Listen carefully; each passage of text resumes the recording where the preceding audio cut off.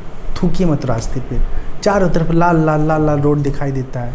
अब मोदी, योगी और आपके देवरिया के सांसद विधायक झाड़ू नहीं न मारेंगे, कितना साफ़ करेंगे? आप खा के 50 बार थूकते जाएंगे तो बार बार पानी से होकर पोछा तो लगाना संभव नहीं है। तो थूकिए, रोड के किनारे किनारे नाली है, थोड़ा कंट्रोल करिए, नाली देखिए उसमें थूक दीजिए। आप अपने घर में तो ऐसा नहीं करते ना कि बेड के नीचे थूक देते हैं, किचन में थूक देते हैं, तो कृपा करके ऐसा मत करिए। आप लोग अच्छे रखिए अपने आप को और अपने शहर को सुंदर रखिए। जिन संतान को जन्म दिए हैं उन संतानों के संस्कार, उनके परिवेश, उनकी परिस्थिति के ऊपर थोड़ा CCTV कैमरा बन के थोड़ा बहुत, ज़्यादा इरिटेट मत करिए, लेकिन थोड़ा निगरानी रखिए कि वो घर से जा रहे हैं, कहाँ जा रहे हैं, उनकी संगत कैसी है। होरी खेलत हैं गिरधारी, गिरधारी होरी खेलत हैं गिरधारी, मुरली चंग बजत डफन्यारो, संग जुबती ब्रज नारी, होरी खेलत हैं गिरधारी, गिरधारी होरी खेलत हैं गिरधारी।